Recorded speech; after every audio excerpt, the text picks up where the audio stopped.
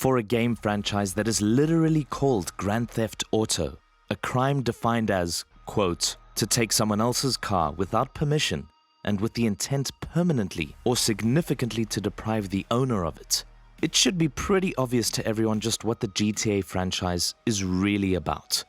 That is, criminals and their cars, or cars that aren't theirs and have been acquired by nefarious means. Twocking, as it's colloquially known in the UK, an abbreviation of taking without owner's consent. A GTA game without some very fun vehicles and vehicle game mechanics just wouldn't be a GTA game. And Grand Theft just doesn't seem to have a nice ring to it.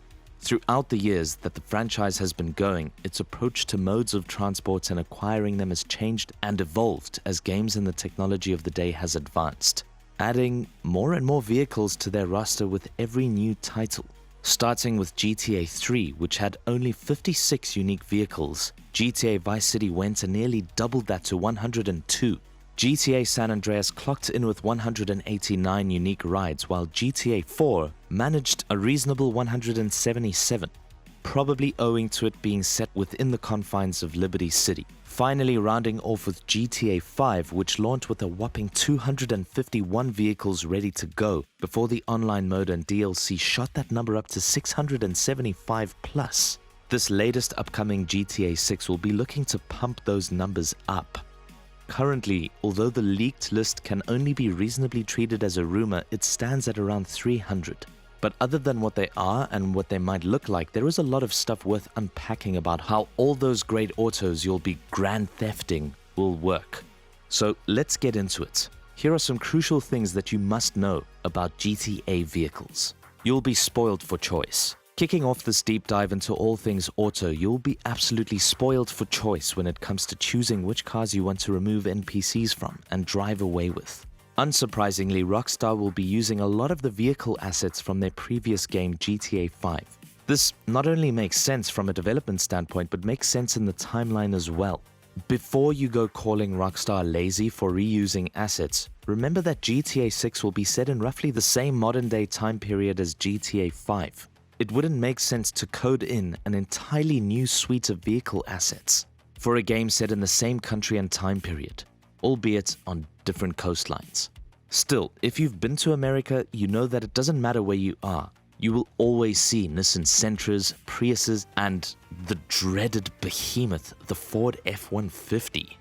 So, of the returning vehicles, we have Albany Alpha, Galavanta Baller, Vapid Benson, Bravado Bison, Dinka Blister Compact, Vapid Bobcat XL, Brute Boxville, De-Class Burrito, Brute Camper, Vapid Contender, Imponts DF890, Albany Emperor, Bravado Cherokee, Karen Futo, Bravado Gauntlet Classic, De-Class Granger, Anis Hellline, Volker Ingot, Ocelot Locust, Vapid Minivan, HVY Mixer, De-Class Moonbeam, Maibatsu Mule, Lampadati Novak, Vapid Police Cruiser, Interceptor, Dundreary Regina, Bravado Rumpo Custom, De-Class Sabre Turbo, Vapid Sadler, Miyabatsu Sanchez Livery, Benefactor Shafter LWB, Canis Seminole Frontier, De-Class Sheriff SUV,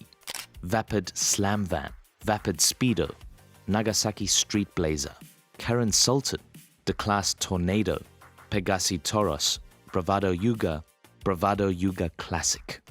As for the vehicles that will be new to the game, we can't actually show you them as the leaked material is protected by Rockstar's copyright. But here is the list of cars spotted in it. Buick Skylark, early 90s model. Buick Estate, 1971. Cadillac DeVille d'Elegance. Cadillac Eldorado, 1959. Chevrolet Caprice, 90s. Chevrolet Malibu, 2016 to present. Chevrolet Sonic. Chrysler LeBaron Wagon, 80s. An excavator with a grappling attachment. Think a big Caterpillar or Volvo Digger.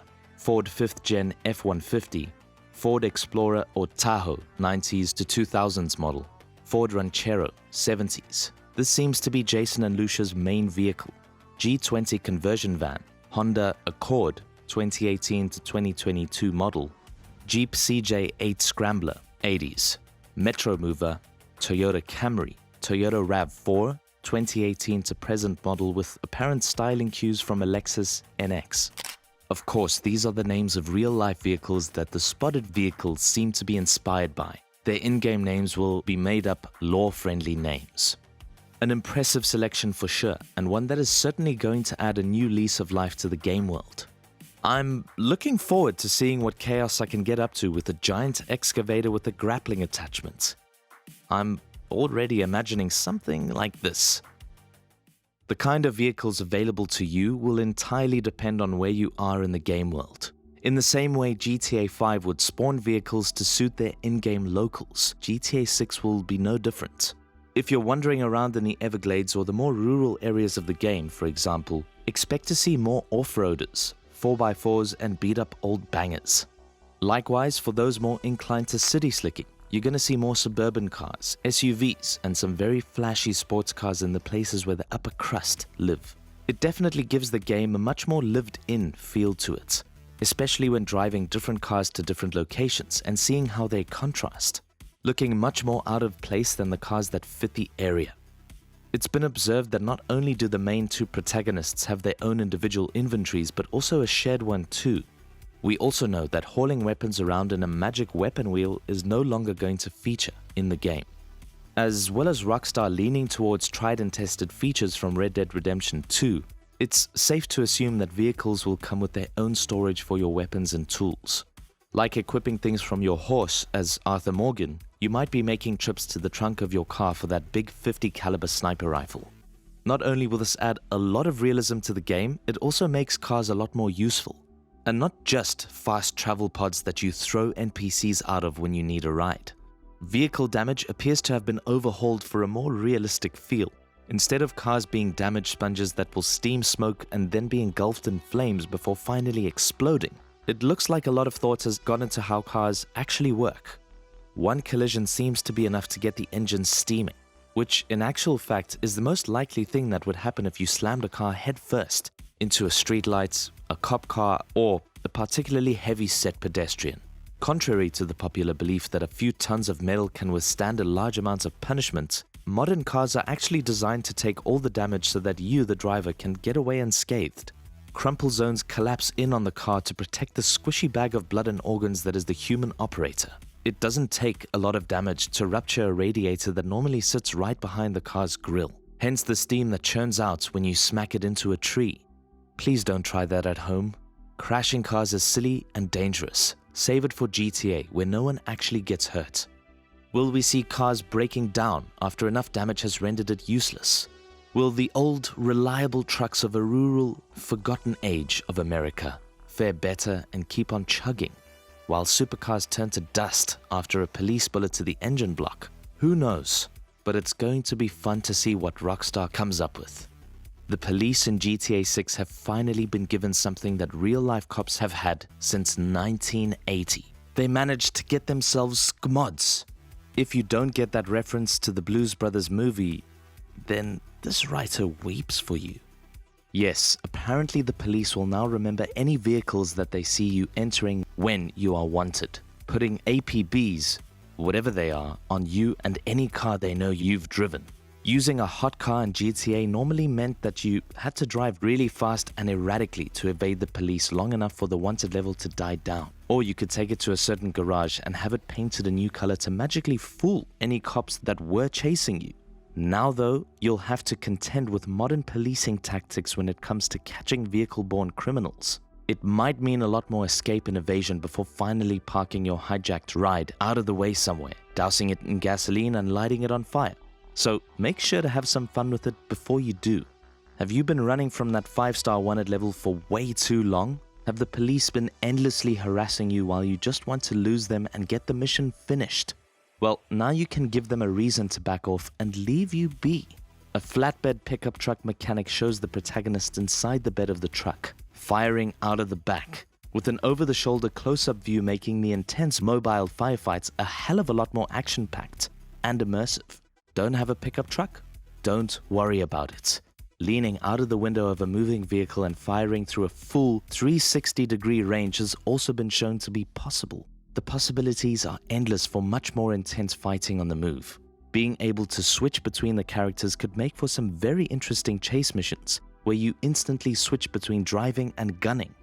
Them Duke boys at it again. Stunt jumps are back. For those who make it their mission to carry out the most insane GTA stunts, this is certainly a very welcome returning feature.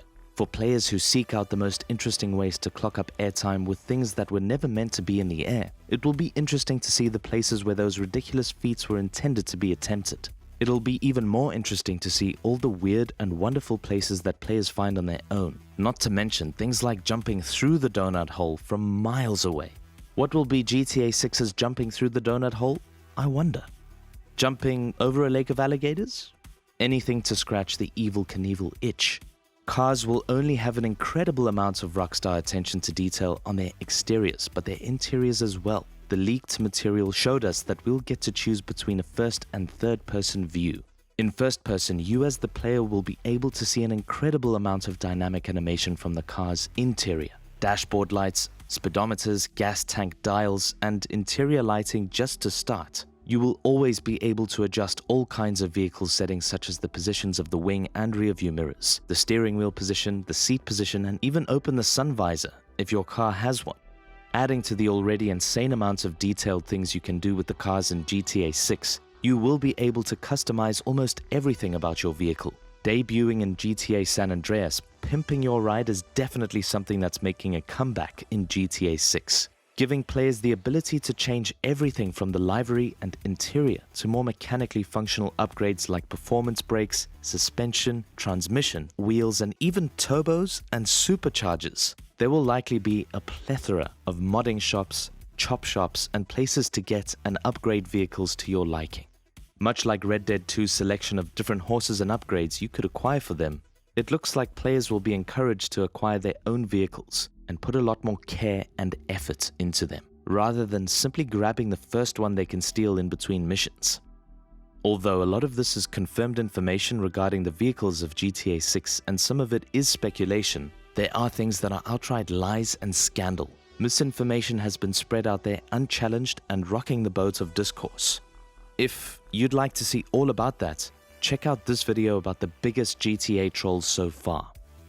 Or do all the YouTube things and feed the omniscient algorithm your data. In return, it offers limitless viewing curated to your pleasures. Enjoy.